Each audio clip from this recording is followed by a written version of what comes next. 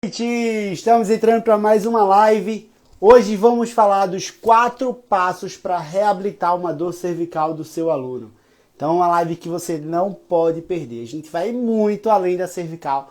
Vamos mostrar muitos exercícios, vamos falar muito sobre como o quadril, como o pé pode influenciar na cervical. A gente vai tirar só o olhar da cervical e tratar de fato o paciente, tratar de fato o seu aluno de forma efetiva, tá? Então você que é personal trainer, que quer reabilitar, não perde essa live.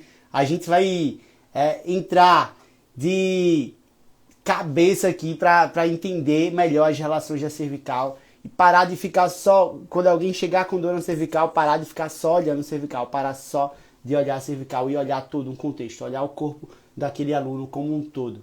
Então, sejam muito bem-vindos.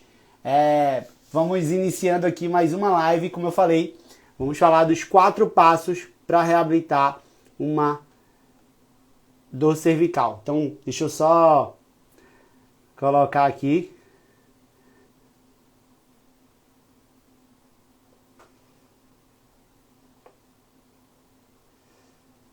Para fixar o comentário.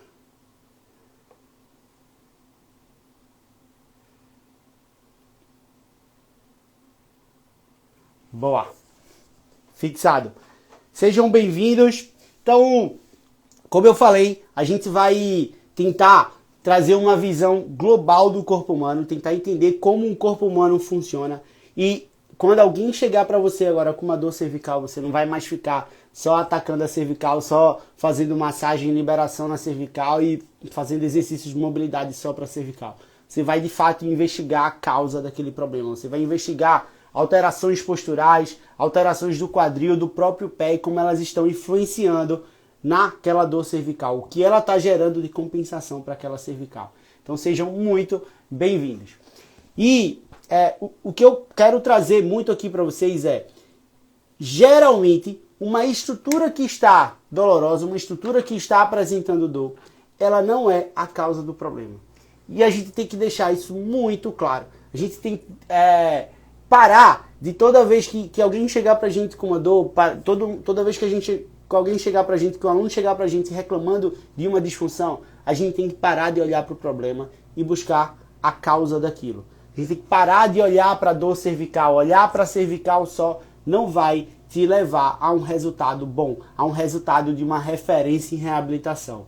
E aí, quando, por exemplo, você percebe que aquela dor cervical é porque ela está com muito movimento, que a gente chama de uma articulação hipermóvel, em decorrência de uma hipomobilidade da torácica.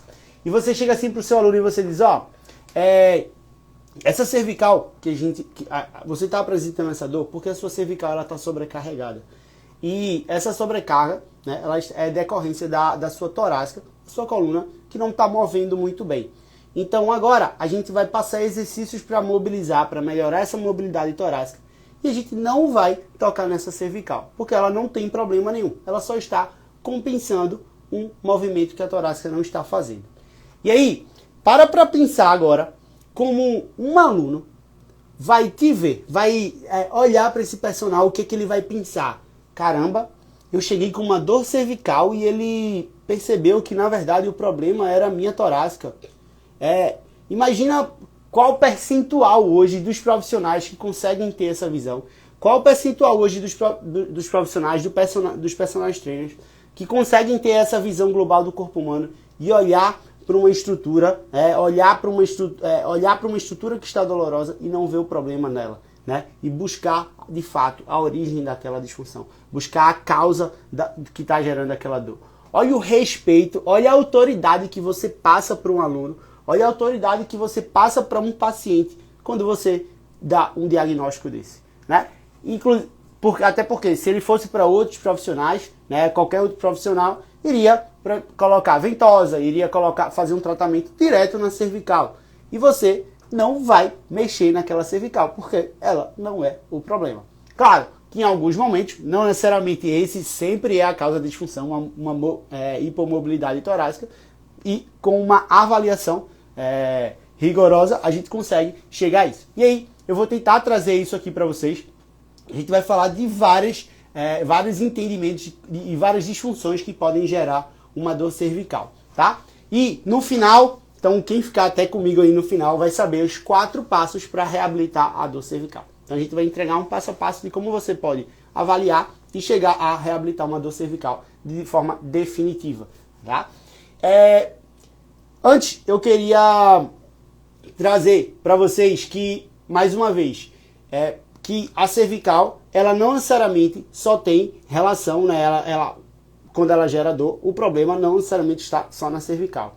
E aí, muitas vezes essa dor cervical pode ser oriunda de um posicionamento do pé. Então, pés valgos podem gerar um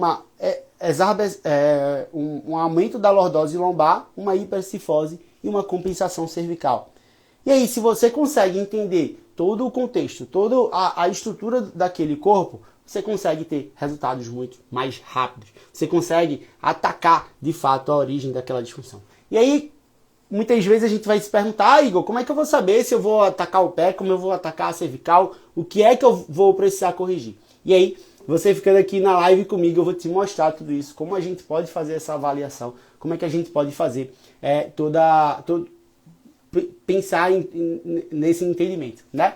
Eu comentei aqui com vocês que quando você chega para um aluno, né, e mostra para ele que você tem uma proposta de trabalho diferente, né? Ele chega para você reclamando de uma dor cervical e você diz para ele, na verdade o teu problema não é a cervical. A gente precisa fazer exercício de mobilidade torácica. E aí você consegue construir a sua aula através desses movimentos, passar movimentos para ele fazer em casa.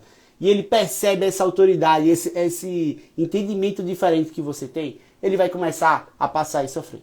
Ele vai começar, quando vê os resultados dele, ele vai começar a lhe indicar e vai dizer, poxa, aquele profissional, ele é diferente, né? Eu cheguei para ele com uma dor cervical e ele simplesmente viu que, na verdade, eu não precisava, a minha cervical não tinha problema, quem tinha problema era a minha torácica. E aí ele passou alguns exercícios para mim de mobilidade torácica e a minha cervical foi melhorando. E eu digo isso porque isso já aconteceu comigo, né? Eu tenho uma aluna hoje de personal que ela tinha uma dor cervical, né? Ela reclamava muito dessa dor cervical e ela é médica e plantonista, né? Então, lá 12 horas, muitas vezes 24 horas em plantões com os amigos, com os outros médicos, ela foi comentar dessa dor cervical dela. E eu nem lembro, não lembro exatamente se foi a torácica, né? Mas eu não lembro exatamente o que a gente precisou corrigir. Só sei que ela teve resultados muito rápidos e ela começou a comentar com os amigos, com os outros médicos. E toda vez que o médico tinha dor cervical, eles sempre me procuravam. Então, inclusive, eu ganhei um aluno de personal por causa da indicação dessa aluna. Na verdade, ela nem indicou. Ela comentou que estava com a dor cervical, que melhorou junto com o meu programa de reabilitação. E após e ela comentando com ele ficou. Eu ganhei aquela percepção de autoridade, eu ganhei aquela percepção de referência. E aí a primeira coisa que ele fez quando apareceu uma dor cervical foi entrar em contato comigo. Ou na verdade, entrou em contato com ela para pegar o meu número e entrou em contato comigo e ele treina comigo até hoje. Então, quando você demonstra um trabalho diferenciado, quando você de fato traz essa sua percepção de valor, você muitas vezes consegue cobrar mais caro, você vai ser indicado, o seu boca a boca vai ser mais forte. Então, esse é o poder da referência, esse é o poder do resultado, esse é o poder de olhar o corpo globalmente. Então, é isso que eu quero trazer hoje para vocês. Ao invés de a gente, quando alguém chegar pra gente com uma dor cervical, para que a gente olhe o corpo globalmente, tá? E aí, primeiro, vamos introduzir e falar um pouco de biomecânica, né? De como os músculos podem estar influenciando nessas estruturas. A gente tem aqui, né, uma cervical que está em flexão e uma cervical que está em extensão. E aí, a gente tem que ter muito cuidado quando for trabalhar com a cervical, porque a gente, na cervical, ela funciona um pouquinho diferente, né? Os músculos que estão, por exemplo, o ECON, né, que em teoria está na frente e deveria fazer uma flexão, ele, na verdade, quando se contrai, ele joga a minha cabeça para trás, fazendo uma extensão. Então, quando os esternocleidomastoideus, né, o ECON, ele contrai de forma bilateral, ele projeta a minha cabeça para frente. Então, cuidado quando a gente percebe, quando a gente vê uma cabeça em extensão, para não estar liberando, né, e fortalecendo a região anterior, porque na verdade a gente precisa fazer o contrário. E quando eu tenho uma cabeça projetada à frente, na verdade é uma hiperatividade desses extensores, porque eles tendem a se aproximar e minha cabeça é projetada à frente. E aí, eu já vi muito personal, muito profissional confundindo isso, né? Então eles estavam, eu vi uma cabeça em extensão e estavam liberando os extensores porque seriam eles que jogavam cabeça para trás. Então isso é muito importante da gente entender. Apesar de ser básico, eu já vi muito profissional confundido. E aí, mais uma vez, quando a gente tiver uma cabeça projetada para trás, provavelmente a gente tem uma hiperatividade desse ECOM, tá? Quando a gente tem uma cabeça projetada à frente, a gente tem uma hiperatividade desses extensores do pescoço, extensores da cabeça. E eu queria trazer para vocês um entendimento global do corpo como um todo, porque a cabeça, muitas vezes, ela só assume um posicionamento por causa de uma compensação do corpo. E aí, eu vou ficar até aqui em pé, vocês não vão conseguir me ver como um todo, mas vão conseguir entender e visualizar. Por exemplo, se eu tenho um pé valgo, no pé valgo, a tendência é que eu tenha uma exacerbação da minha lordose lombar, né? Quando eu tenho uma lordose lombar, eu tenho uma cifose torácica e a minha cabeça é projetada à frente. E aí a pessoa chega para você reclamando, eu tô com uma dor cervical, eu tô com... acordo com dor cervical, a minha cervical incomoda o dia todo, principalmente quando eu ando muito, ou fico muito tempo em pé, eu sinto minha cervical. Opa! Talvez o pé esteja influenciando demais nessa posição, né? A má postura dele esteja influenciando demais, né, nessa cervical. Então, ao invés de olhar só para a cervical aqui, por que eu não posso olhar para um pé que está extremamente valgo, né? Tentar trazer esse pé de volta, né? Ou, por exemplo, um quadril que está em retroversão, né, mantida, jogando essa lordose lombar, e aí olhar mais para os músculos que estão criando essa tensão e fixando essa cervical anteriormente. E agora, olha o que acontece se eu melhoro o posicionamento desse quadril, olha o que acontece com a minha cervical, olha o que acontece com a minha torácica. Todo o padrão de movimento é melhorado. E aí, se a gente olha só para a cervical, que está anteriorizado, né? Libera toda essa musculatura, traz ela de volta, ela vai tentar mais uma vez assumir um outro posicionamento e voltar, se eu não corrijo o problema, que é a minha postura. Então eu preciso, muitas vezes, olhar para esse quadril, olhar para essa torácica, para reposicionar a minha cervical. E aí eu queria trazer para vocês alguns movimentos, algumas perspectivas que a gente pode buscar dentro da cervical, tá? A primeira coisa que a gente precisa olhar quando alguém chega para dor cervical é investigar, buscar qual é a causa daquilo. E aí muitas vezes os sintomas podem te ajudar. Por exemplo, se eu tenho uma influência do meu pé, né? Se for uma disfunção, como a gente estava falando aqui, postural, se eu tenho uma influência do meu pé, essa cervical ela vai piorar a sua dor quando eu estiver caminhando muito ou passar muito tempo em pé. Então, se eu tenho uma disfunção no pé, estou usando muito o pé e minha cervical dói, provavelmente aquela postura desde o meu pé está influenciando naquela dor e é um primeiro local que eu posso olhar para tratar. Agora, se essa minha cervical está doendo muito, está causando incômodo, quando eu passo muito, já no final do dia, quando eu passei muito tempo trabalhando e muito tempo em frente de uma tela, pode ser porque eu esteja sobrecarregando a musculatura ocular e isso, ao longo do dia, está gerando também uma sobrecarga cervical. E aí já vai uma dica para vocês. Se a dor é no final do dia, após muito tempo sentado ou muito tempo de tela, pode ser uma disfunção ocular. A gente precisa, talvez, mandar para o oculista, buscar óculos ou também fazer alguns exercícios de desassociação, de relaxamento desses olhos, que eu vou mostrar para vocês. Agora, se essa dor for, por exemplo, quando eu passo muito tempo em pé, quando eu estou, ou passo muito tempo andando, pode ser uma disfunção dos pés, né? Do que a gente chama de captor podal. Então, a primeira dica que eu dou para vocês, quando for disfunções posturais, a gente pode olhar para essas estruturas. Já se for uma dor uma dor mais difusa, uma dor que o seu aluno ele não consegue pontuar muito, né? Tiver a presença de muitos pontos de gatilhos, aí sim pode ser uma disfunção muscular. E aí é a hora que a gente vai entrar com liberação miofascial e um reposicionamento dessa cervical. E aí, a gente sabe, né, que hoje com pandemia, com utilização do online, a manutenção de uma má postura, a gente tem muita gente com dor cervical. Né? Chega muita gente, muito paciente, muito aluno reclamando de dor cervical. Então, é recorrente. E aí, quando você começa a aplicar esses elementos, você vai saber por onde começar, por onde atuar. O seu tratamento vai começar a ser mais assertivo, mais eficaz.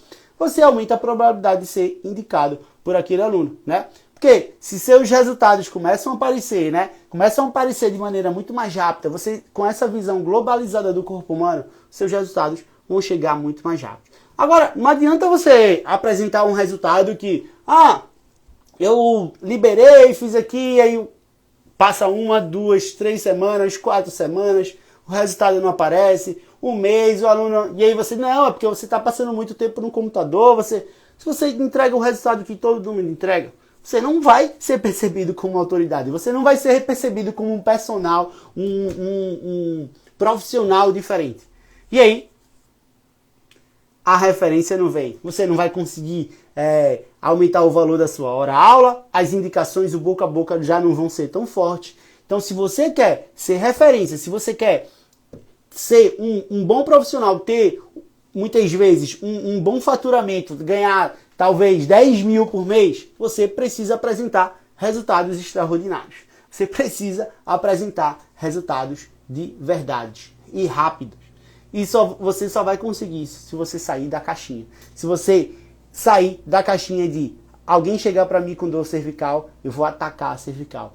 Olha o corpo humano como um todo. Olha as disfunções posturais, tá? Então, outras coisas que podem acontecer. Vocês podem entrar no site que chama de triggerpoint.net, que é um site que mapeia os trigger points, né? os nódulos de tensão. Nesse site, ele tem um mapinha lá do corpo humano, e aí quando você clica, você pode clicar na área do pescoço, e aí ele vai te mostrar algumas projeções da dor. Ele vai ficar vermelhinho lá, projetando para onde essa dor se projeta, né? Se é mais à frente, se é mais atrás, como essa dor se projeta. E aí ele vai te mostrar exatamente os pontos de gatilhos que você precisa liberar. Então, como seria basicamente? Se você sente uma dor no suboccipital, né?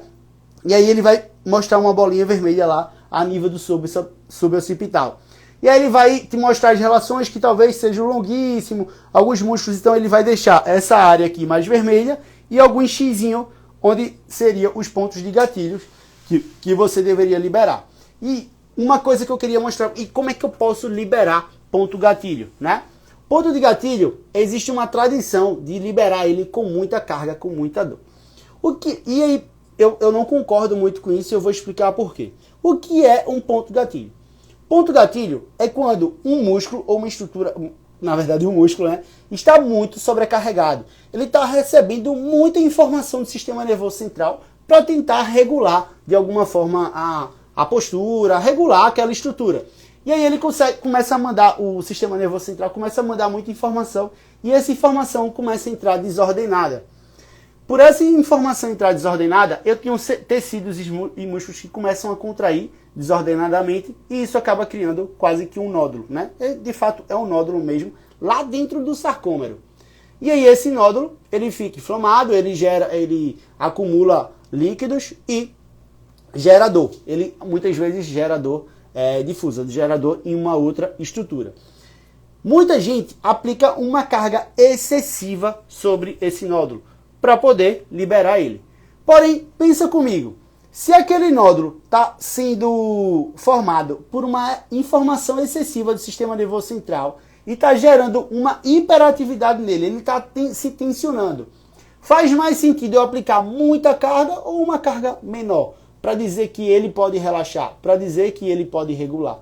Então, quando eu tenho um ponto gatilho, é muito mais eficiente eu aplicar uma carga sustentada e leve para eu informar o sistema nervoso central que aquele músculo precisa relaxar, né? E aí eu vou aplicando algumas vezes, posso ir. Qual é a ideia? Numa EVA, né, numa escala de 0 a 10, eu posso, por exemplo, manter aqui uma carga de máxima dor 4.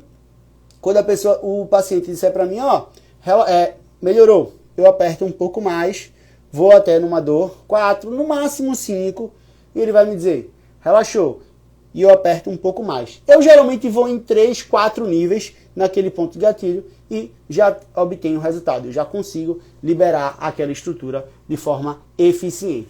Então, é assim que vocês devem atuar com ponto de gatilho. Vocês não precisam gerar dor para o seu aluno. O personal não precisa aplicar muita carga. A gente que é da área da educação física acha que tudo é no pain, no gain, né? Então eu sou muito do no pain com gain, né? Na verdade, toda vez que a gente não precisa gerar dor para ter resultado, tá? Então eu sou totalmente contra gerar dor para ter resultado. Então com ponto de gatilho não seria diferente. Eu gosto de aplicar cargas leves para que a gente consiga de fato diminuir a densidade daquele tecido, para que a gente possa diminuir a informação sensorial que está chegando para aquele tecido. Então, a gente falou de pontos gatilhos, como eu falei para vocês, sempre que alguém chegar para você com uma dor cervical, a gente precisa investigar a causa daquela disfunção.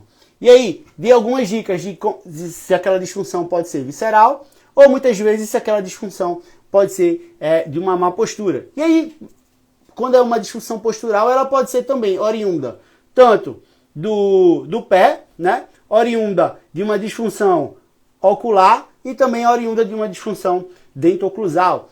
E aí, por exemplo, quando eu tenho uma disfunção a nível de pé, essa dor cervical ela vai se dar mais no final do dia, né? Porque eu usei muito o pé, ou depois de uma caminhada, eu caminhei, usei muito o pé, e aquela dor cervical vai aumentar, vai ficar exacerbada. Já quando eu for uma disfunção a nível ocular, isso vai ocorrer no final do dia, depois de eu usar muito a tela, usei muito o celular, e aí essa dor pode piorar. Ou se for, por exemplo, uma tensão, se eu tiver bruxismo, apertamento dentário, isso vai ser logo quando ao acordar, né? Porque eu usei muito durante a noite e aí pode exacerbar essa dor cervical. Então, essas dicas já te dá uma ideia de buscar a causa dessa disfunção. E uma outra dica que eu dou para você é: avalie como está a torácica. Sempre que tiver uma dor em uma estrutura, avalie a estrutura acima e a estrutura abaixo. Na cervical, a gente não tem a outra estrutura acima seria o crânio, né? Que a gente também pode avaliar, mas avalie a mobilidade torácica. E você pode fazer isso de forma muito simples. Você pode pedir para o seu aluno fazer uma flexão, né? Fazendo uma flexão do tronco, você vai ver como estão as estruturas. E você vai procurar pontos de quebra, né? Pontos onde tem uma quebra da curvatura dessa coluna. Como seria mais ou menos? Deixa eu pegar um papelzinho aqui. Ó, quando o seu aluno fizer uma flexão do tronco, o que você vai tentar ver é uma curva como um todo. Porém, se eu tiver zonas de hipomobilidade, ou seja, de pouco movimento em alguma região, você vai ver como se isso tivesse acontecido. Ó. A lombar flexiona, a torácica não, fica rígida, e a cervical flexiona também. Então você vai ver como se tivesse um ponto de quebra aqui no meio. Estão vendo? Ao invés de ter isso, ela flexionando como um todo, vai ter um pontozinho de quebra. Por quê? A cervical, a torácica, ela está hipomóvel, ela não está se movendo. E aí, se ela não se move, o que é que vai acontecer com essa cervical? Ela vai de alguma forma compensar. Ela vai precisar gerar mais movimento do que o normal, do que o natural, porque a torácica não está movendo.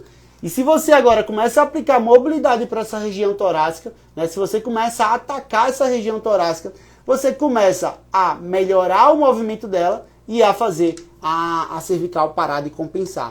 Então agora, ao invés de atacar a cervical, você vai atacar a coluna torácica com movimentos de mobilidade, tá? Então pare de olhar só para a cervical.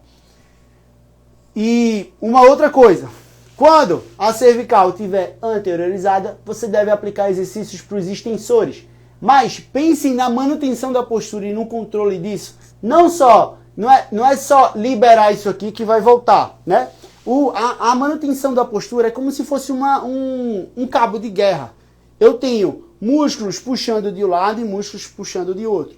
Quando o músculo está muito hiperativo, o que é que ele fez com essa outra estrutura? Ele fez ela se alongar e sofrer acienticamente. Então não adianta só liberar isso aqui que eles vão voltar para a posição normal, tá? Eu preciso começar a buscar exercícios, além de liberar essa musculatura, de diminuir a informação sensorial que chega para lá, eu preciso trabalhar o fechamento disso aqui. E isso a gente só consegue ter essa mudança quando a gente cria carga no tecido facial, quando a gente cria carga no tecido muscular.